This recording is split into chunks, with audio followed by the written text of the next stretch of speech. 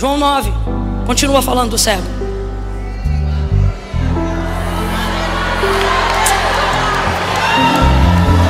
Então tem 3 coisas aqui que o Senhor quer que continuemos a ouvir e a falar. Diz assim o texto, e você já conhece, só vamos refrescar a memória. Quando Jesus ia passando, viu um homem. Viu quem? Viu quem? Olha para mim, milagres não são para anjos, são para homens. Ser humano, é na nossa fragilidade que Deus opera. O poder do Senhor se aperfeiçoa na nossa força, gente. É aonde? Isso não é uma poesia, isso é uma verdade, é a realidade de como Deus se manifesta. Então para com esse complexo de inferioridade. Quando Jesus ia passando, vírgula, viu um homem, vírgula, cego de nascença. E os discípulos perguntaram: Rabi, quem pecou? Este ou os seus pais para que nascesse cego? Jesus respondeu: nem ele pecou, nem seus pais, mas isto aconteceu para que se manifestem nele as obras de Deus. Devemos fazer as obras daquele que me enviou enquanto é dia. A noite vem quando ninguém pode trabalhar. Enquanto eu estou no mundo, eu sou a luz do mundo. Tendo dito isto, cuspiu na terra, fez lodo com a saliva e aplicou nos olhos do cego. E disse: vai, levanta-te, lava-te no tanque de Siloé. Nunca mais eu vou falar de Siloé, só estou lendo aqui. E o cego foi, lavou-se e voltou vendo. Não, parece até que você ouve isso todo dia. Você está maluco? Eu vou ler de novo. O cego foi, lavou-se e voltou vendo. É milagre, rapaz. Então os vizinhos e os que dantes o tinham visto a mendigar começavam a perguntar: não é este o que andava ou o que vivia assentado pedindo esmolas?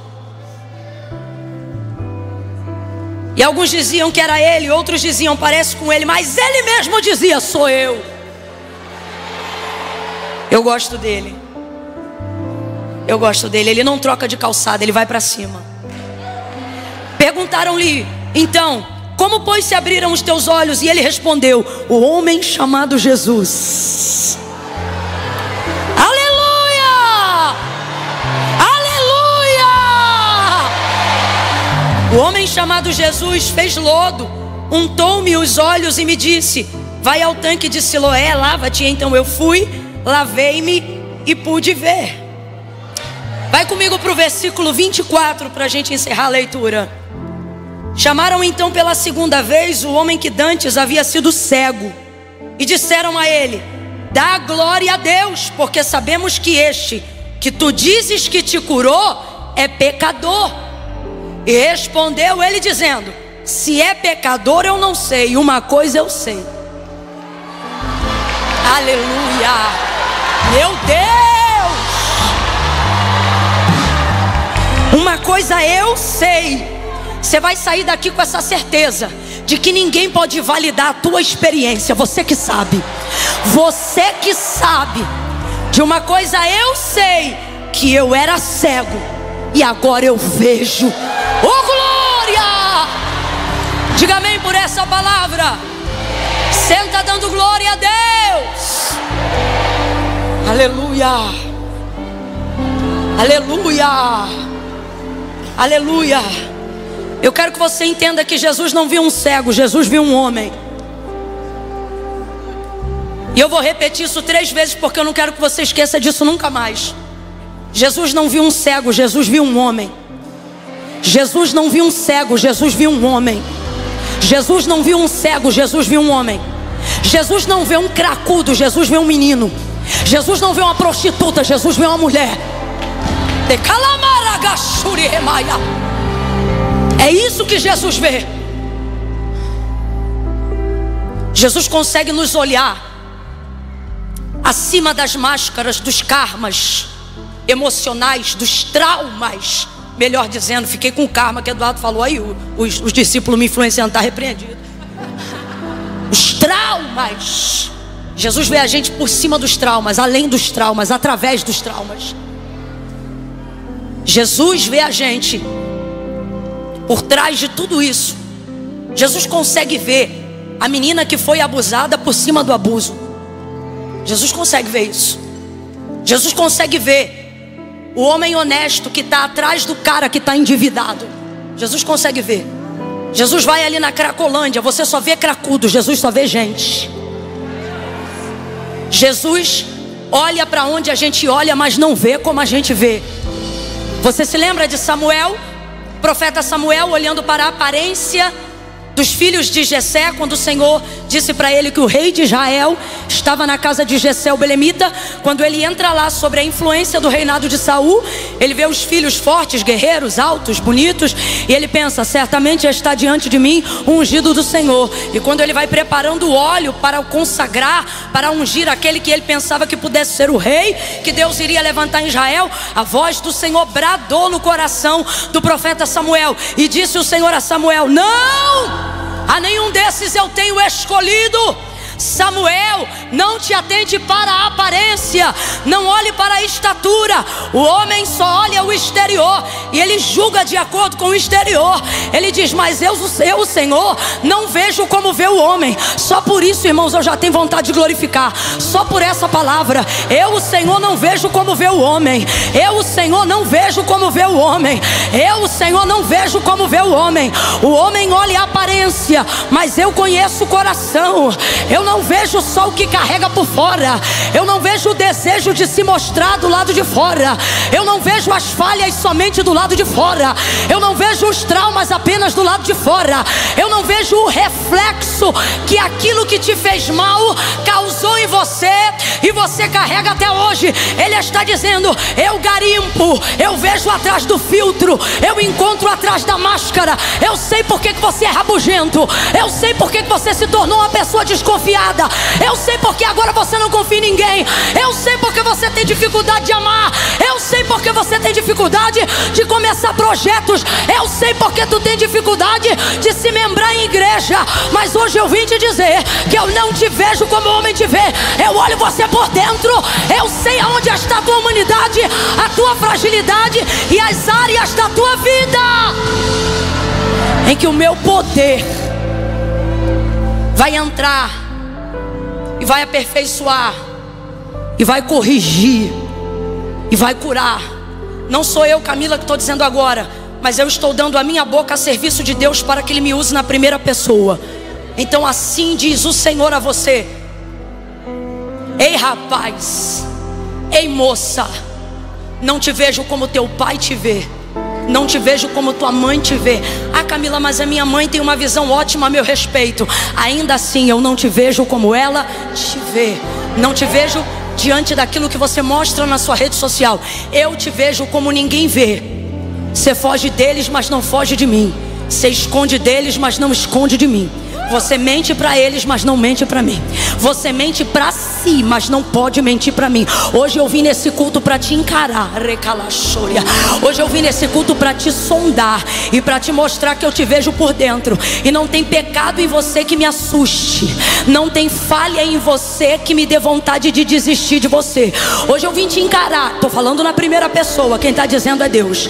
Hoje eu vim aqui para poder te dizer que tudo que você tem amontoado, escondido e ocultado, não me choca e não me escandaliza. Eu estou indo para dentro do teu interior e vou revelar para a sociedade a tua humanidade. Só que tem uma coisa: quando tua deficiência for exposta, quando o teu pecado for confessado e quando tu se sentir vulnerável, não pense que a tua deficiência é o teu fim, porque aquele cego era deficiente. Por isso o Espírito de Deus está falando conosco. Ah, irmão, a deficiência não é nascer com algum problema congênito apenas, não. Davi falou da pior deficiência, Jeremias falou da pior deficiência que o homem carrega, e ambos disseram a mesma coisa quando disseram assim: em pecado fui gerado e em pecado me concebeu a minha mãe. Veja, não há nada que deforme mais o homem do que o pecado.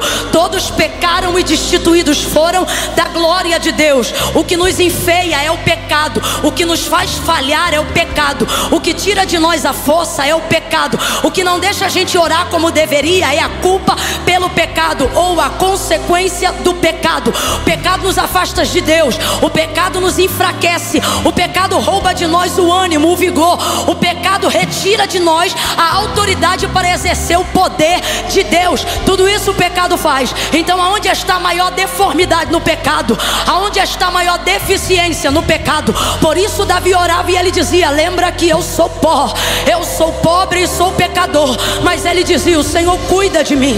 Em pecado fui gerado e em pecado me concebeu a minha mãe. A verdade é essa. Mas Paulo vai trazer uma resposta quando ele escreve a carta aos Romanos, e ele vai dizer: miserável homem que sou, quem me livrará do corpo desta morte? Mas ele não termina dizendo isso. Ele termina dizendo assim: mas graças dou a Jesus Cristo, meu Senhor e Salvador. O que ele está dizendo? O pecado começa até em mim, mas ele termina sendo eliminado pelo Deus que ocupa a minha vida. Por isso eu tenho tantas falhas. O bem que quero fazer não faço, o mal que não quero esse faço. Eu me sinto um miserável, mas graças dou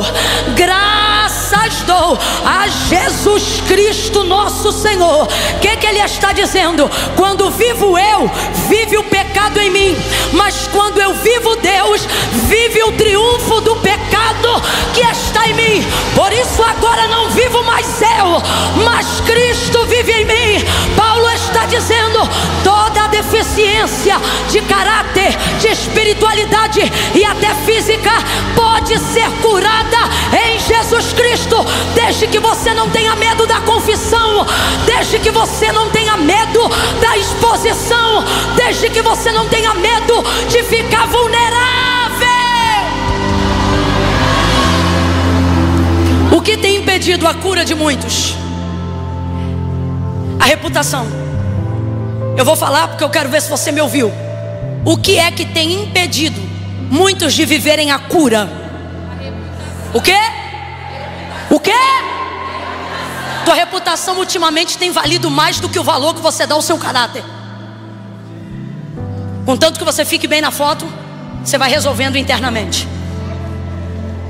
E eu nunca vi tratamento profundo contra fragilidades, erros e falhas sem que houvesse uma exposição mínima. Eu não estou dizendo que você tem que ir para o Facebook escrever se sentindo triste, se sentindo pecador, cair tal dia e tal hora. Não é isso que eu estou dizendo. Só que tem que haver confissão, porque a Bíblia diz que aquele que confessa e deixa alcança misericórdia. A lama que Jesus usa para curar a vida daquele cego é a mesma lama que também o expõe. Você já parou para pensar que Jesus não jogou água, Jesus jogou lama? Isso é um nível de denúncia, um nível de exposição. Fala para mim, aquele homem ficou vulnerável ou não ficou? Ficou, gente, com todo respeito. Mas o cara já era cego, agora ele é cego e sujo. Isso é vulnerabilidade. As pessoas hoje querem ser curadas sem que a sua perfeição seja tocada. Minha reputação não pode ser tocada. Importa mais o que a internet diz de mim do que o que o meu pastor sabe de mim. Importa mais o que a internet diz de mim do que Deus sabe quem eu sou. Importa mais o que os outros dizem a meu respeito do que o testemunho que eu gero dentro da minha família. É por isso que tem gente que só quer ouvir do lado de fora, ou seja, só quer ouvir quem pode emitir uma opinião superficial a seu respeito, só quer andar com gente que não conhece e só quer conviver com gente que não tem intimidade. Por quê? Porque se depender do testemunho interno, você tem tudo lá, menos reputação. E a verdade é que o processo de cura traz um nível de vulnerabilidade. Eu não vou nem falar só da exposição para quem está numa situação mais difícil. Vou falar para os outros que talvez não tenham nenhum pecado de queda moral, mas que não podem ser tocados na sua perfeição. Você já pensou se esse cego chegasse para Jesus e perguntasse: o que o Senhor jogou em mim? Foi lama. E ainda dissesse: com cuspe. Foi feita com água não, foi feita com cuspe. Se esse cara não entende quem fez isso, não o que ele usou, mas quem fez, não é o que ele usa. Deus usa de coisas para nos levar a um caminho de cura que no auge da nossa teologia, mas distantes da nossa intimidade, nosso primeiro comportamento para manter a reputação seria dizer: Deus não está nisso. E ainda tem os defensores do Deus não envergonha ninguém. É meu sonho achar esse versículo na Bíblia. meu sonho.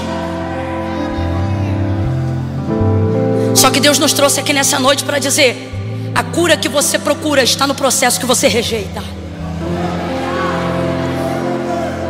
E faz parte de todo o processo. Eu tenho minha vida, você tem a sua, cada um aqui tem a sua.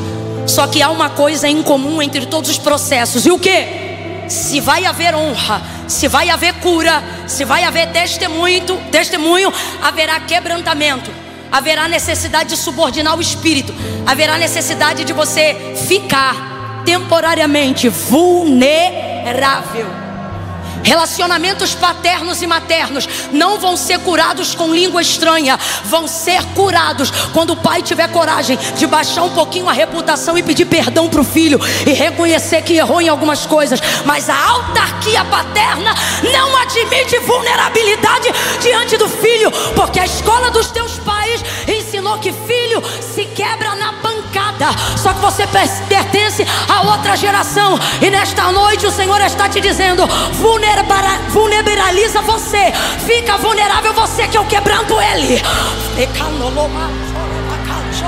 A gente não quer ficar vulnerável, a gente não quer ser acessível, a gente quer ser íntimo de todo mundo pela internet. Sabe qual é o motivo principal? Cada um se acessa quando quiser e aonde quiser, e não aonde não quer. Ninguém aqui quer tocar em assuntos que te deixam exposto. Segundo motivo por que não gostamos disso: porque quando Jesus dá atenção demais pra gente, a gente fica vulnerável. A gente se torna um alvo. Quando tu fazia tudo o que era de errado no mundo, ninguém queria saber como é que tu juntava dinheiro para pagar tua cachaça, aonde tu arrumava dinheiro para pagar tua droga. Tô falando para quem era translocado. Quando você estava todo errado lá fora, ninguém queria saber que hora tu voltava da balada, se tu estava beijando na boca de solteiro ou de homem casado. Ninguém queria saber de nada disso. Mas passando Jesus, te viu. E o olhar dele tem um poder que a gente não imaginava. Qual, Camila? O olhar dele, que é maravilhoso, que é eterno, que é curador, que é salvador, que é resgatador, que é remidor, que é amoroso, que é paterno, que é generoso. Só quem sabe que Jesus te viu, dá um glória para ele aí. Só quem consegue ser grato, porque sabe que ele olhou para você. Não, Camila, eu conheci Jesus primeiro, conheceu nada. João capítulo 15: não fostes vós que me escolheste, mas eu que vos escolhi a vós. Foi eu que te vi primeiro. Eu te vi primeiro. Antes de você me ver na igreja, eu já te via na balada, garota. Antes de você me ver na igreja, eu já te via tentando tomar remédio para se matar no banheiro, moleque. Tu acha que foi tu que me viu? Eu já te vejo. Você não está aqui porque me viu, você está aqui porque eu te vi. Então ele passa, quando ele passa ele olha. Quando ele olha, não é só ele que olha, veja. Quando ele passa e olha, só ele vê o que ninguém vê, amém? Mas quando ele passa e olha, todos passam a olhar. Ninguém vê o que ele vê, mas fica olhando. Ninguém vai fazer o que ele faz, mas fica olhando. Para pensar. Todos os outros que Jesus realizou cura no Novo Testamento, nenhum dos discípulos fizeram da vida do que ia ser curado uma tese teológica para ser debatida. Não tem. Isso só acontece em João 9, com esse cego de nascença.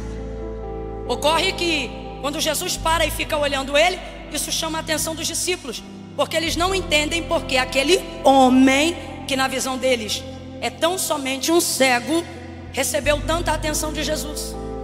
Jesus estava passando e parou, olhou, viu e ali ficou. Completa para mim, por favor. Ali ele ficou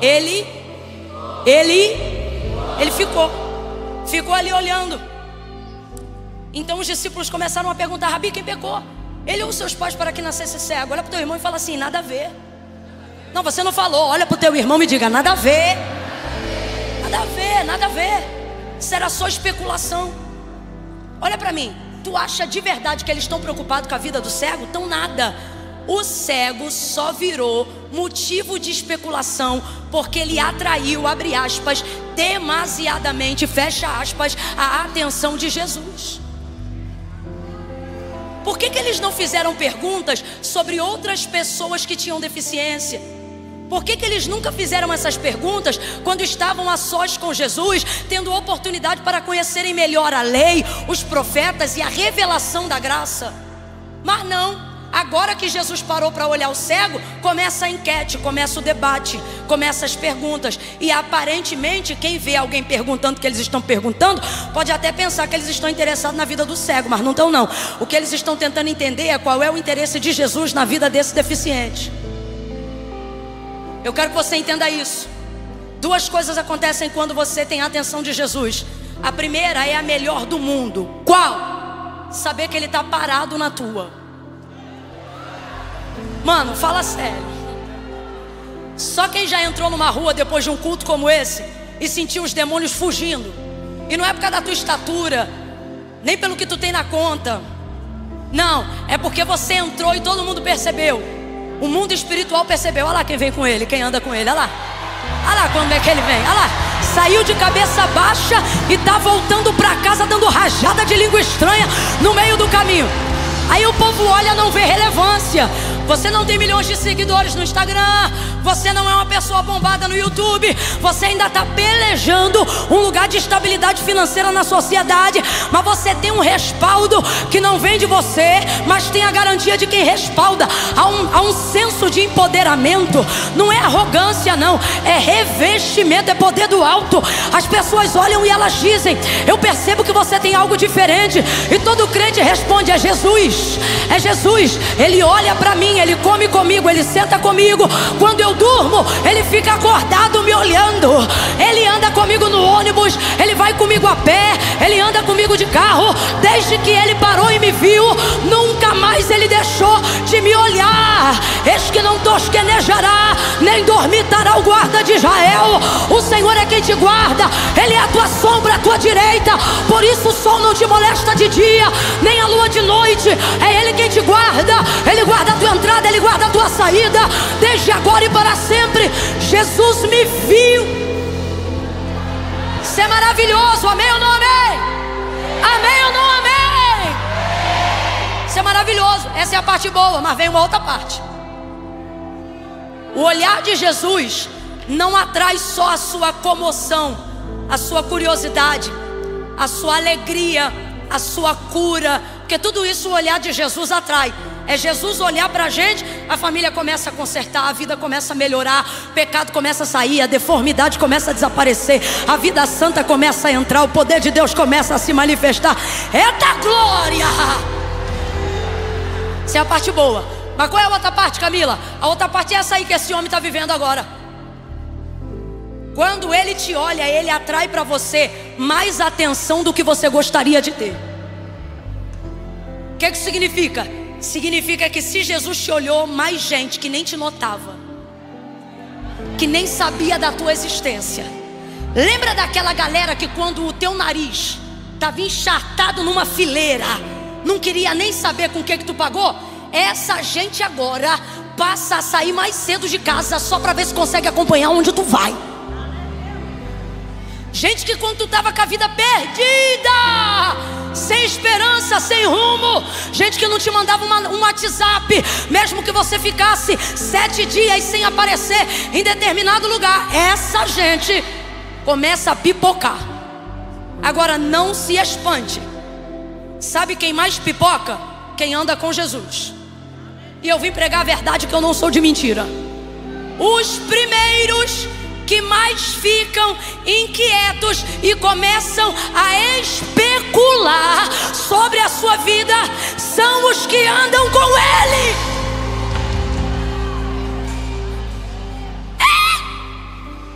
Eles ficam enciumados. Parou a caravana por quê? Para que tanta atenção para esse cego? Quem é que pecou? Como é que começa a falar de pecado?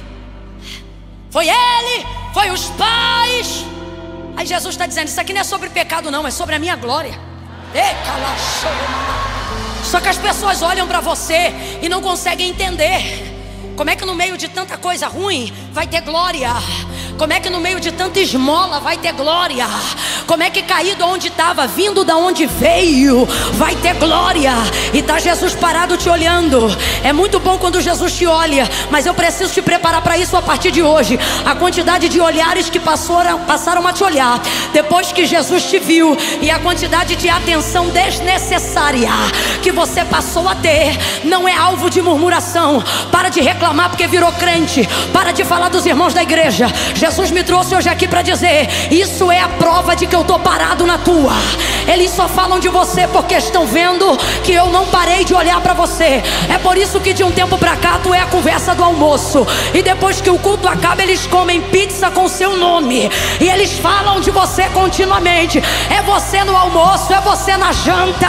Eles não jantam a comida, eles jantam você, dizendo porque Jesus escolheu ele, porque escolheu ela. Ela já estava no terceiro divórcio, a outra trabalhava na zona, ele era órfão, viúvo, o outro se perdeu, aquele era um pecador, aquele era um devedor, e agora está no altar, agora está pregando, agora está dizendo que é crente. Isso é por causa de quê? Jesus está dizendo: a especulação não é por causa de você, é por causa de mim. Eles olharam para mim e viram que eu estou vendo você. Então pare de reclamar. Se tem profeta aqui, levanta a mão direita o mais alto que puder, bota a esquerda na mesma altura. Bota agora, abre os braços, bota a mão no ombro do vizinho, bota a mão no ombro do vizinho e diga: pare de reclamar. Não é você, é Jesus. Jesus tornou tua vida mais interessante do que a vida deles. É o poder do olhar. Ele me viu, ele me viu, Jesus me viu.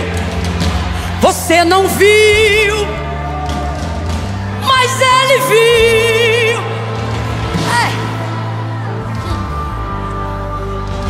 Ele me viu. Você só via a droga, você só via a esmola, você só via a cegueira, mas ele viu o cantor por trás do cheirador. Ele viu a pregadora por trás da adolescente que só queria ir para o baile funk. Ele viu o preguiçoso que o próprio pai dizia: não vai dar para nada. E Jesus viu o evangelista que ele se tornaria. Aí as pessoas dizem: o que está acontecendo? O que está acontecendo? Ele me viu. Por trás do álcool ele me viu. Por trás da droga ele me viu. Por trás do Rivotril ele me viu. Ele me viu. Me viu. Se ele viu mais alguém, bata no teu peito e diga: ele me viu, me viu, me viu. Ele me viu, me viu, me viu.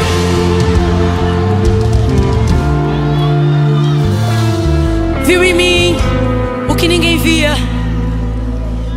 Viu em mim o que nem eu sabia. Olha para o teu irmão e diga: eu também já fui cego.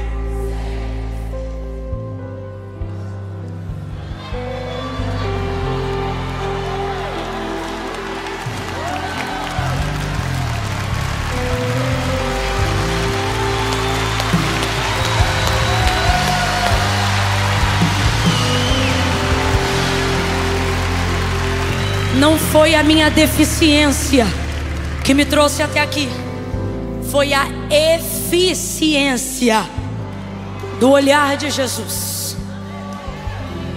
Eu não estou aqui porque eu não via, eu estou aqui porque mesmo quando eu não via, Ele... O que eu estou querendo dizer com isso para você? Suas deficiências, tudo que te limita, que te joga para baixo, que te arrebenta, que faz você me olhar hoje aqui pregando e pensar assim: talvez eu nunca vou pregar assim. Será que eu nunca vou servir na igreja assim? Esquece tudo isso, presta atenção nisso aqui. Nenhuma de todas as deficiências que te humilham e te limitam, elas são o ponto final da operação de Deus. Tipo assim, eu não quero jamais que você saia daqui nessa noite pensando: porque eu sou assim ou porque eu estou assim, eu não posso viver tal coisa. Você pega aquilo que te limita hoje e você acha que isso limita a operação de Deus. Eu vou falar de um jeito que todo mundo vai entender. Irmão, as coisas que limitam você só limitam você. Quem está com depressão é você. Deus não está com depressão. Quem está desorganizado espiritualmente é você. Deus não tem esse problema. E aí você pensa assim: não, mas eu não posso, eu não estou dando conta. E o Senhor está dizendo: isso aí é a sua deficiência, sua dor, sua humilhação, sua limitação. Meu olhar, minha perspectiva a seu respeito e o destino que eu tracei para você está intacto. Então pense. Sua deficiência, sua impossibilidade, sua humilhação, ela não determina, diga comigo, ela não determina. Bora falar junto, igreja. Ela não determina o meu fim. Ela não determina o meu fim. O que ela determina? Nada, ela pontua. Então eu vou perguntar, deixa eu ver se você entendeu. O que ela determina? Ela pontua que aquele não é o meu fim, que aquele é o ponto de partida por onde Deus vai começar. Então quando você olhar para si mesmo internamente e pensar assim: mano, é muita coisa, eu não vou dar conta, Deus está dizendo: pois então, estabeleça o limite de onde sua mão não alcança. É a partir daí que a minha mão entra para começar o trabalho. Amém? Você entendeu? Você entendeu? Talvez você está aqui dizendo: Camila, eu não tenho outros problemas, outras coisas eu venci, mas a pornografia eu não estou conseguindo, por isso eu desisti. O Senhor está dizendo: você não deveria ter desistido, você deveria ter dito: aqui eu não alcanço, e eu usaria isso como ponto de partida para eu começar o trabalho. E não para terminar com você. Deus está dizendo: eu não vou romper com você, eu vou romper com teus vícios.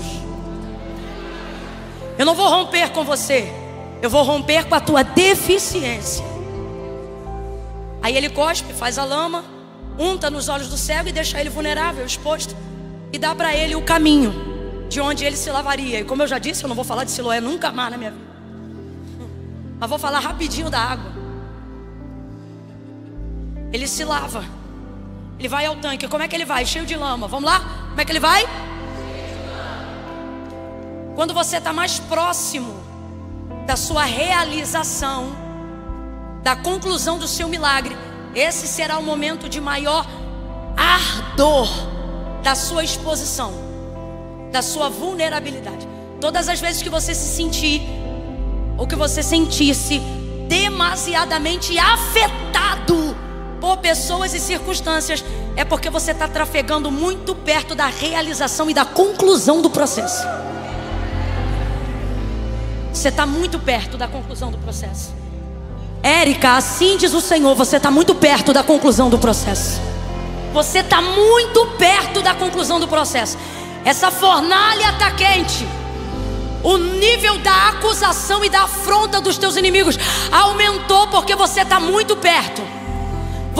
Eu não planejei dizer isso, mas Deus está mandando eu dizer a alguém aqui: está no ponto que está, porque você está muito perto. Você está na curva de uma grande virada. Está muito perto, está muito perto. É por isso que a afronta nunca foi nesse nível, a humilhação nunca foi nesse nível, a tristeza nunca chegou tão profundo. Deus está dizendo: porque você está muito perto.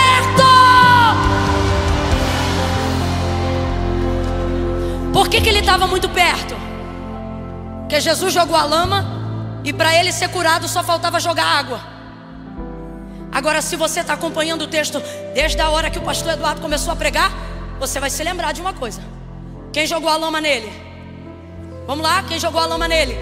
Bora, gente, para a gente terminar junto e terminar quente. Quem jogou a lama nele? Jesus. Se foi Jesus que colocou a lama nos olhos dele, certamente o fez com a mão. O cuspe era dele, o barro era dele, a mão era dele. Então, se ele colocou a lama nos olhos do cego, o cego sai com a lama no rosto, chega no tanque e lava o rosto. lavou o rosto. Aí ele passou a ver. Mas vamos entender a dinâmica do milagre rapidão para a gente encerrar aqui, ó.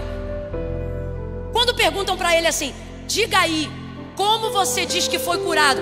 Aí ele diz: o homem chamado Jesus jogou a lama e eu joguei e vi. Quem cura? A mão de Jesus ou a água de Siloé? Estamos em concordância com isso? Então, na dinâmica do milagre, o ex-cego, o homem, foi curado quando jogou água ou quando Jesus jogou a lama? Temos certeza disso, sim ou não? Sim, porque não é a água do tanque que cura. Só um cura, gente. Qual é o nome dele? Só um cura. Qual é o nome dele? Quem cura é Jesus. Jesus cura. Então estamos em concordância que o homem foi curado no exato momento em que Jesus jogou Mas ele sabia que havia sido curado? Não sabia. E por que ele não sabia? Porque Jesus decidiu curar ele colocando lama. E sabe o que o barro, a lama faz nos olhos? Ela tapa o reflexo da luz. Então o cara estava curado, mas não tinha reflexo de luz. É como se fosse assim, ó. Se só com a pálpebra você fechar os olhos, você vê reflexo de luz. Faça esse teste em casa e você vai ver que você não é doido. Isso é geral.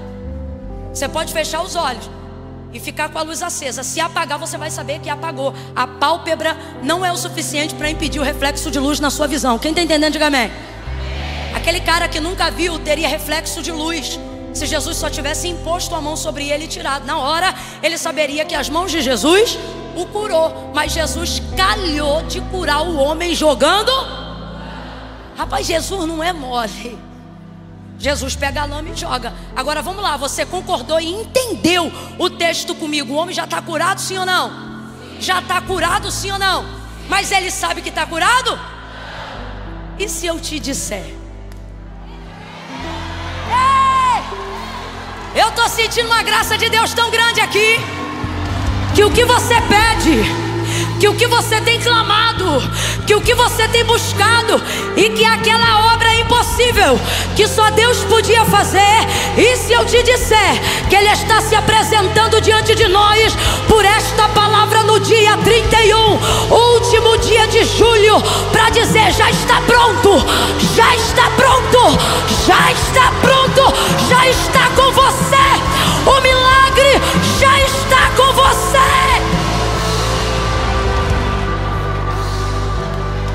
Mas a gente não consegue ver.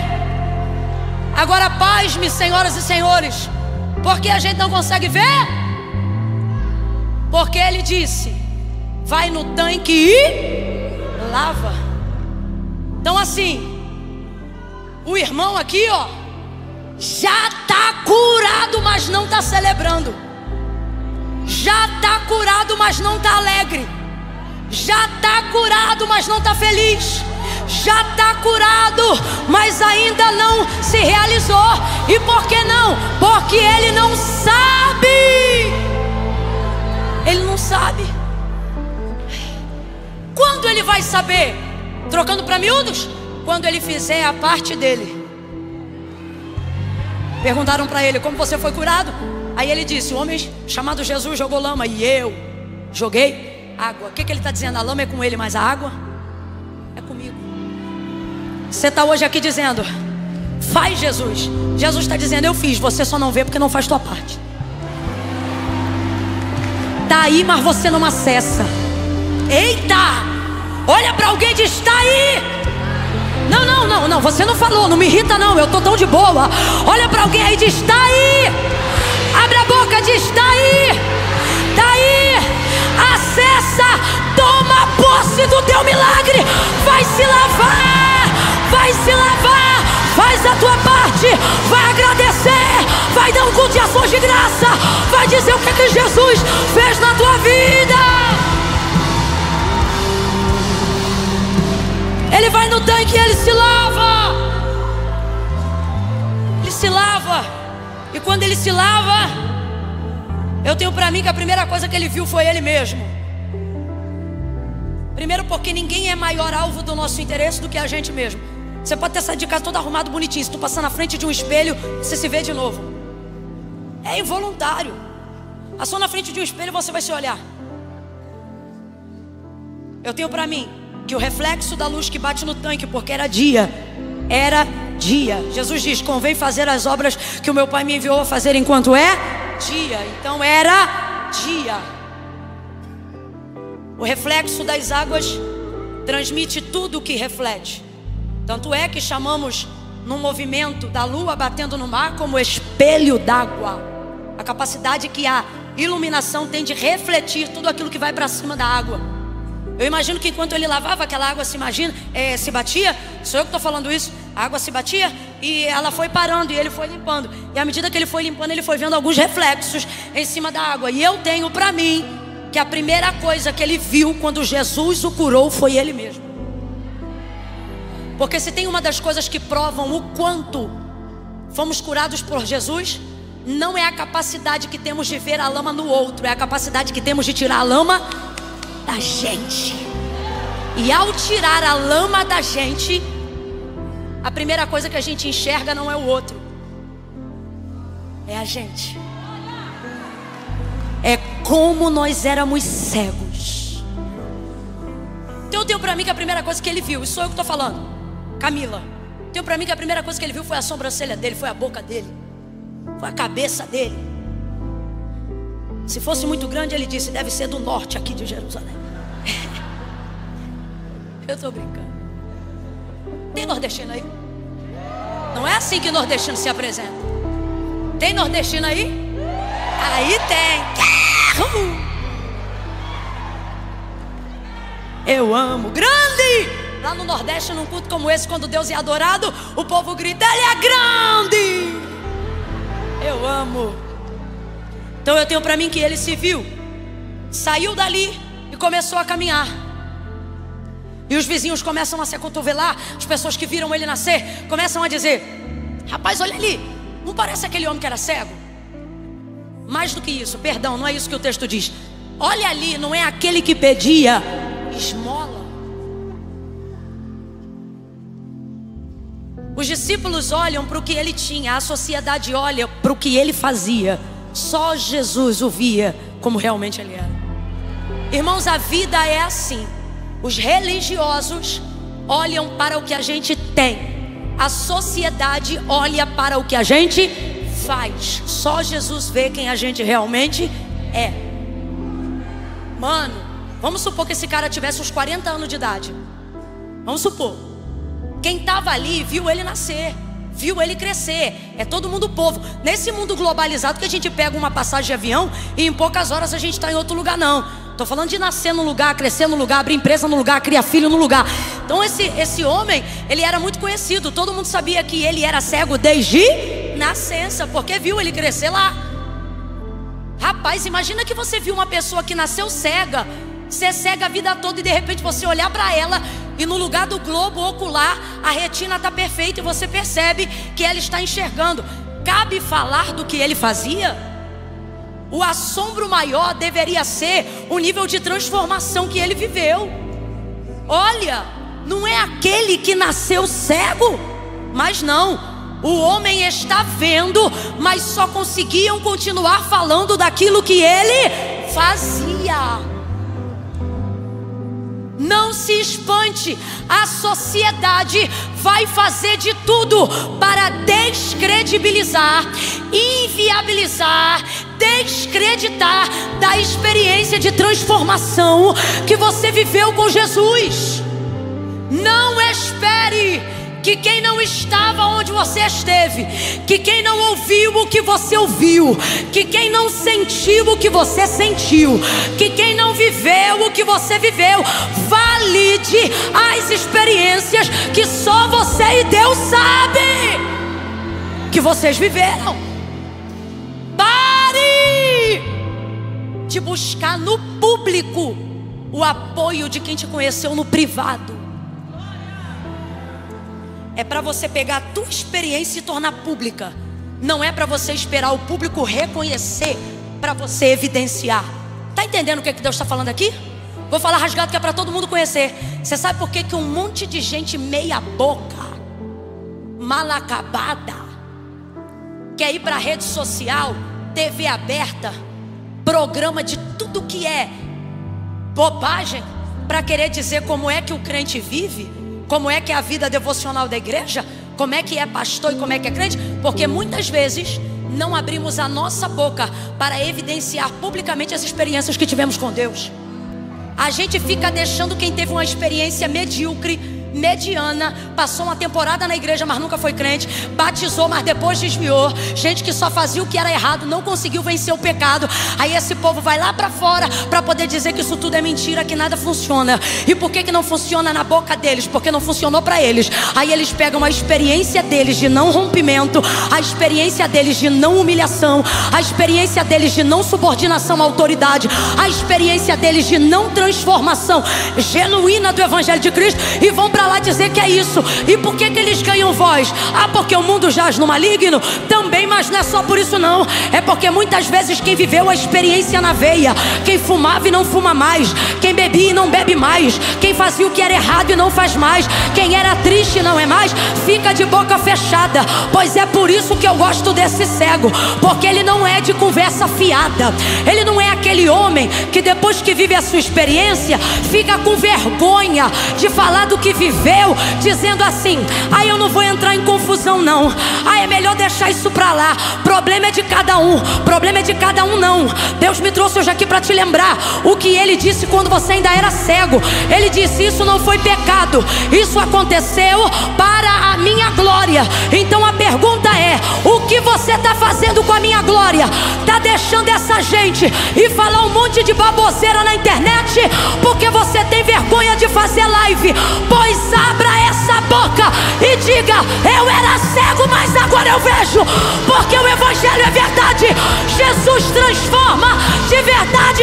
Cadê você?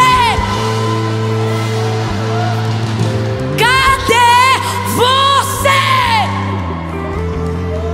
Ou você está aqui fazendo sonso no ouça, achando que exposição de milagre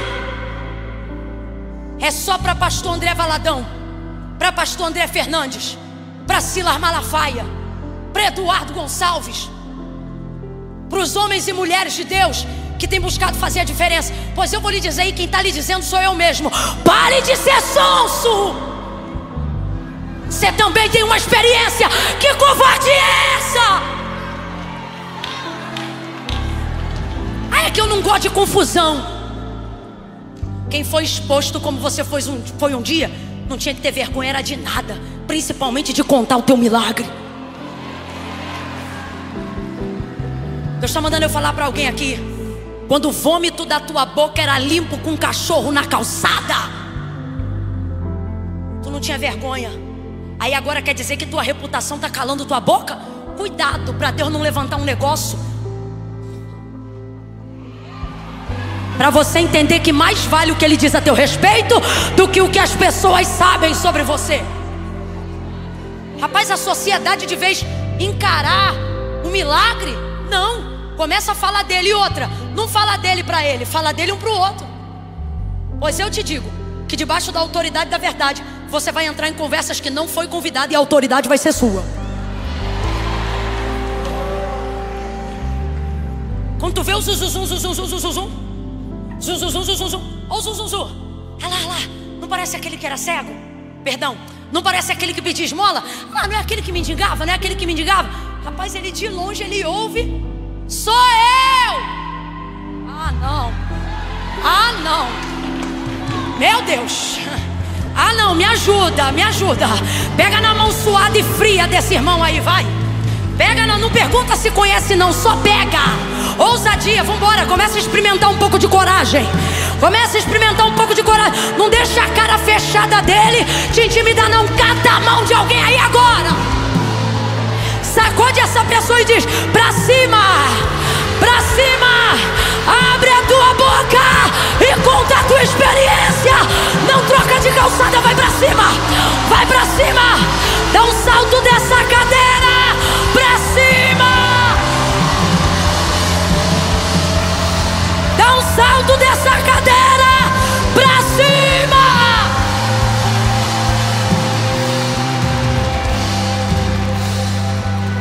Começaram a invalidar a experiência dele. Foi nada. Isso é emoção. Isso é mentira. Foi nada, rapaz. Isso é emocionado. Ele diz: não. O homem chamado Jesus jogou lama, eu joguei água e vi. Aí começaram a questionar ele na sinagoga. Aí ele nunca entrou lá mesmo, né? Agora que ele vai fazer questão. Aí começaram a dizer para ele: para de falar isso. Estou parafraseando para você entender. Para de falar isso. Todo mundo aí, ó, todo mundo. Gente que usa a boca para dizer assim, todo mundo, é 3 pessoas, tá?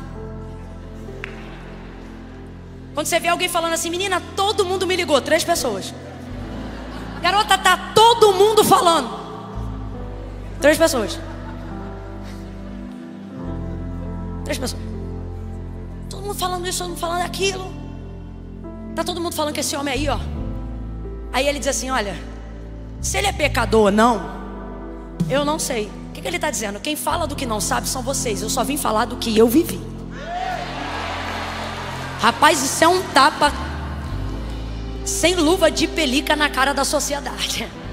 Porque o que o cego está dizendo? Rapaz, quem fala disso é vocês. Eu vim falar do que eu sei que vivi. E o que você viveu? Que eu era cego, e graças ao homem Jesus agora eu. Então o que vocês pensam sobre ele não muda o que eu sei que vivi com ele. O que vocês dizem sobre ele não muda o que eu sei que vivi com ele. Jesus trouxe a gente hoje aqui no Ouça para dizer: proteja a sua experiência comigo, porque o mundo vai fazer de tudo para arrancar isso de dentro de você. Aí ele sai da sinagoga porque mandam ele embora. Quando ele está do lado de fora, quem está esperando ele? Jesus. Quando Jesus esteve com ele, ele era o quê? Só que agora ele está como? Mas quando Jesus curou, foi com lama. Então ele estava curado, mas ainda não. Aí quando ele está do lado de fora, Jesus está lá, mas ele sabe que é Jesus. Aí Jesus olha para ele. Jesus é terrível, terrível. Jesus olha para ele e diz assim: homem. E eu acho lindo Jesus chamar ele de homem. Jesus está dizendo: o que você viveu antes ou depois mudou para você. Para mim, você ainda é a mesma pessoa, só não faz mais as mesmas coisas. Eu ainda vejo um homem. Homem, tu crê? Ó, Jesus falando com ele: tu crê que o homem que te curou é o filho do Deus vivo? Aí ele, porque gente, ele era cego, não era surdo, ele ouviu a voz de Jesus. E quando você tem uma deficiência numa área, você aguça ainda mais a outra. Ele sabia que era Jesus, mas ele precisava ter certeza. Aí olha ele, olha ele: como crerei se não sei quem é? Aí Jesus: sou eu que falo contigo. Aí ele diz: creio. Aí vamos lá. O cego creu, ou o ex-cego. Você vê, a sociedade não presta. Eu continuo só falando do que ele tinha. O homem creu porque Jesus falou que era? Não, por causa da experiência. Ele creu. Ó, fui eu que fiz aquilo com você. Então você crê que o homem que fez isso com você é o filho do Deus vivo? Aí ele diz: creio. Por que creio? Pela experiência.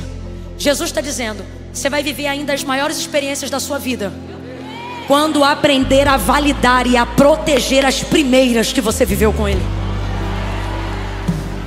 Aquele homem creu. Tire as barras, por favor, dos corredores. Tire as barras. E aí sabe o que eu vejo aqui?